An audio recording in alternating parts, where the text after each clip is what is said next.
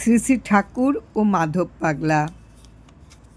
মাধব পাগলার দীক্ষা গ্রহণের 2 বৎসর পরে শ্রী শ্রী ঠাকুর কাশী আসিয়া রামপুরায় এক শিষ্যের বাড়িতে উঠিলেন। মাধব পাগলা এই সংবাদ পাইয়া শ্রী গুরু দর্শন করিতে যান। শ্রী শ্রী ঠাকুর মাধব পাগলাকে জিজ্ঞাসা করিলেন, নাম জপ হচ্ছে তো? মাধব পাগলা উত্তর করিলেন, আমার দ্বারা কি করে নাম করা হবে ঠাকুর? আমার মন চঞ্চল অস্থির, আমার দ্বারা নাম করা হবে না। শ্রী শ্রী ঠাকুর বলিলেন, একবারেই কি হয়? নামের গোড়া ধরেন, নামের গোড়া ধরলেই সব হবে। মাধব পাগলা ঠাকুরের কথায় কাঁদো কাঁদো হইয়া বলিলেন, ঠাকুর, আমার মনে হয় আমার দ্বারা কিচ্ছু হবে না।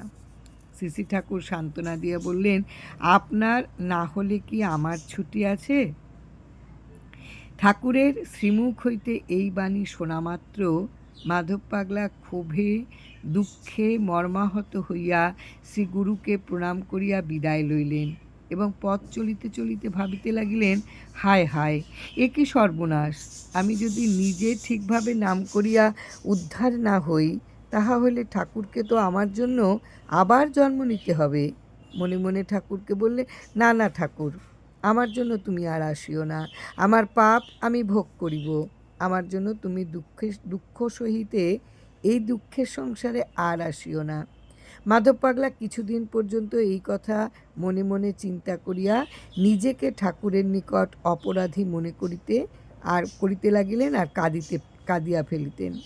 পরে তিনি শাস্ত্র পাঠ করিয়া বুঝিতে পারিলেন, গুরুর প্রতি যে শিষ্যের এই প্রকার মনোভাব এবং এতটা মমত্ববোধ, গুরু সে শিষ্যকে মুক্ত করেই রেখেছেন। শিষ্যের মোক্ষের আগ্রহ বাড়াইবার জন্যই গুরুর এই প্রকার স্বীকারোক্তি। পরমেশ্বরের প্রতি ভক্তি এবং পরমেশ্বরের প্রতি যেরূপ গুরুর প্রতি সেইরূপ পরাভক্তি আছে, সেই মহাত্মার নিকটেই উপনিষদুক্ত এই সকল বিষয়ে সানুভাবযোগ্য, অর্থাৎ তিনি মুক্তির অধিকারী। একবার শ্রী শ্রী ঠাকুর কাশী আসিয়া হরসুন্দরী ধর্মশালায় উঠিয়াছেন। তাহা মাধব পাগলা জানিতে পারিয়া শ্রী শ্রী গুরু দর্শনের জন্য ধর্মশালায় উপস্থিত হইলেন। শ্রী শ্রী ঠাকুরকে প্রণাম করিবার সময় ঠাকুর বলিলেন, নামের পূর্বে শ্রী যোগ করিয়া বলিতে হয়। তখন মাধব পাগলা বুঝিলেন তাহার অপরাধ কোথায়। কারণ লোকে তার গুরুর নাম জিজ্ঞাসা করিলে তিনি শ্রী বাদ দিয়া শুধু রাম ঠাকুর বলিতেন।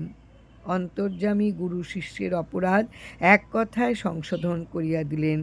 এ রহস্য গুরু শিষ্য ব্যতীত উপস্থিত কাহারও বোধগম্য হইল না।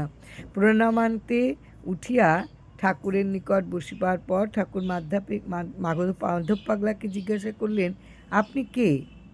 মাধব পাগলা এই কথা শুনিয়া তার নিজের নাম ধাম বংশ পরিচয় সবই বলিলেন, কিন্তু ঠাকুর এই সব কথা শুনিয়া বলিলেন, চিনিতে পারিলাম না।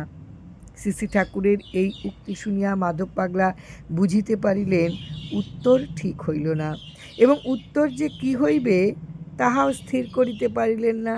বোধহয় পূর্বজন্মের স্মৃতি জাগাইবার জন্যই শ্রী শ্রী ঠাকুরের এই রকম প্রশ্ন। শ্রী শ্রী ঠাকুর মাধব পাগলার মাথায় এবং পিঠে হাত বুলাইতে বুলাইতে বলিতে লাগিলেন, খুব কষ্ট, ভালো খাওয়া দাওয়া জোটে না, ভালো কাপড় জামা জুতা নাই, অসুখ করলে ঔষধও জোটে না, খুব অভাব, খুব কষ্ট। এই কথা বলিয়া ঠাকুর চুপ করিয়া রইলেন। মাধব পাগলা শ্রী শ্রী ঠাকুরের এই কথা শুনিয়া অবাক হয়ে ভাবতে লাগলেন, আমি তো আমার অভিযোগের কথা ঠাকুরকে কখনো বলি নাই, তবে ঠাকুর কি করিয়া জানিলেন? জানিয়াও তো ইহার কোনো প্রতিকারের ব্যবস্থা করিলেন না। ইহাতে মনে হয় ভবিষ্যতে আমাকে যে অভাব অনটনের মধ্য দিয়াই সাধন পথে অগ্রসর হইতে হইবে, ঠাকুর যেন তাহাই ইঙ্গিত দিলেন। শ্রী শ্রী ঠাকুর কাশীধামে হরিসুন্দর ধর্মশালায় অবস্থান করিতেছেন, এই সংবাদ পাইয়া মাধব পাগলা গুরু দর্শনে উপস্থিত হইলেন। সেই সময় ঠাকুরের শরীর অসুস্থ থাকায় ভক্ত ও শিষ্যদের কাহাকেও ভিড় করিতে দেওয়া হইতেছিল না। মাধব পাগলা ঠাকুরের শ্রীচরণে প্রণত হইলেন এবং তিনি যে শ্রীযুক্ত নরেন্দ্রনাথ বন্দ্যোপাধ্যায়ের নিকট হইতে গীতা শিক্ষা করিতেছেন তাহা জানাইলেন। ঠাকুর ধীর শান্তভাবে ইহা শুনিলেন এবং জিজ্ঞাসা করিলেন, আপনি কোন শ্রেণীর লোক? মাধব পাগলা এই প্রশ্নের কোনো উত্তর দিতে পারিলেন না। তিনি ভাবিলেন, ঠাকুর আমার নাম ধাম সবই জানেন, তবে এরূপ প্রশ্ন করিতেছেন কেন? নিশ্চয়ই এ প্রশ্ন সাধারণ নয়। মাধব পাগলা এ প্রশ্নের উত্তর দিতে না পারিয়া লজ্জিত হইয়াছিলেন এবং ঠাকুরও আর কিছু না বলায় তিনি প্রণাম করিয়া বিদায় নিলেন। সেদিন সন্ধেবেলায় তিনি তার শিক্ষাগুরু শ্রীযুক্ত নরেন্দ্রনাথ বন্দ্যোপাধ্যায়ের নিকট ঠাকুরের প্রশ্নটি বলিলেন এবং দুঃখিত অন্তঃকরণে তিনি যে তার উত্তর দিতে পারেন নাই তাহা জানাইলেন। শ্রীযুক্ত নরেন্দ্রনাথ ইহা শুনিয়া বলিলেন, উত্তর না দিয়া বুদ্ধিমানের কাজ করিয়াছেন। প্রশ্নটি সাধারণ নহে, সুতরাং সাধারণ উত্তর দিলে ঠাকুর বুঝিতেন তুমি প্রশ্নটি বোঝই নাই। উত্তর না দেওয়ায় ঠাকুর তোমাকে বুদ্ধিমান বলিয়াই জানিলেন। জয় রাম, জয় রাম। গুরু কৃপা হি কেবলম।